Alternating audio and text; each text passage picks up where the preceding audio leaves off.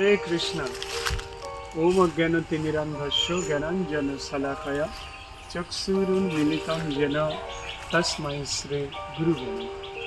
হরে কৃষ্ণ। আজকের আমাদের আলোচ্য বিষয় হচ্ছে যে আমাদের আপনার উপরে যে তন্ত্র বাধা, যে প্রেত বাধা, সেটা অবলীলাক্রমে এই মন্ত্রের মাধ্যমে সেটা একদম সম্পূর্ণভাবে ক্লিয়ার করে দেওয়া যাবে।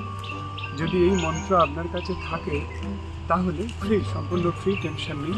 এই মন্ত্র যদি আপনার কাছে থাকে তাহলে যদি কারোর উপরে প্রেত বাধা আসে, ধরুন কারোর উপরে প্রেত আকর্ষণ করেছিল, দৃষ্টি দিয়েছিল, বর্তমানে প্রেত তার শরীরে নেই, কিন্তু আপনি যদি এই মন্ত্রটা তার উপরে প্রয়োগ করেন, হনুমান মন্ত্র, তাহলে প্রেত যেখানেই থাক না কেন ও শরীরে ধরে নিয়ে এসে ও শরীরে এনে ওর উপরে আঘাত করতে থাকবে, তার শরীরে আঘাত করতে থাকবে, ও শরীরে ধরে আনবে, এনে শরীরে যে মার পড়ছে আপনারা বাইরে থেকে দেখতে পাবেন, চাবুক পড়ছে, সেই প্রেত যদিও শরীর থেকে অন্য কোথাও থাকে, ধরুন অনেক দূরে রয়েছে, সেখান থেকেই ধরে আনবে এই মন্ত্রের প্রভাব, এনে ওকে আঘাত করতে থাকবে। মন্ত্রটা প্রয়োগ করার সিস্টেম কি বলি, এবং পরবর্তীকালে এই মন্ত্রের দ্বারা ওকে বন্ধন করে নেওয়া যাবে।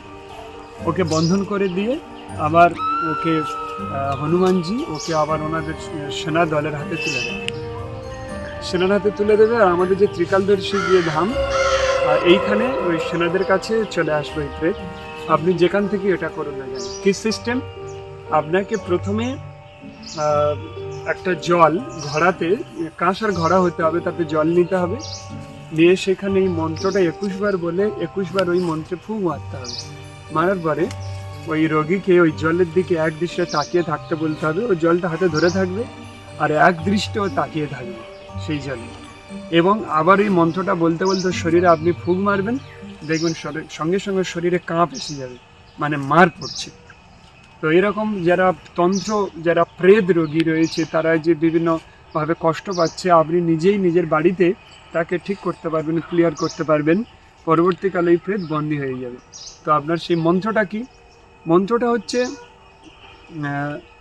ওম নম, লিখে নিন, ওম নম আদেশ গুরুকো, ওরে অঞ্জনী কুমারা, মার মার যার যার কোটি কোট, বন্ধ বন্ধ, পূর্ব বন্ধ পশ্চিম বন্ধ, উত্তর বন্ধ দক্ষিণ বন্ধ, আকাশ বন্ধ পাতাল বন্ধ, তিন তালাকে দেব বন্ধ, গুরু শক্তি মেরো ভক্তি মন্ত্র ঈশ্বর বাচা ছু।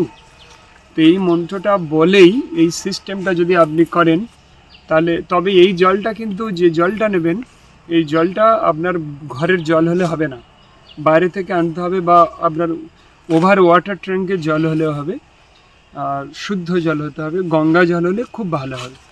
তো আপনি এটা করে দেখুন কীরকম প্রভাব, অর্থাৎ আপনার উপরে, আপনার পরিবারের উপরে যে ভৌতিক যে বিপত্তিগুলো আসছে, কারোর কাছে না গিয়ে আপনি এই মন্ত্রের মাধ্যমে নিজেই ক্লিয়ার করতে পারবেন, এবং প্রেত রোগী যত আসবে আপনি তাদেরকে এই মন্ত্রের দ্বারা ঠিক করতে পারবেন।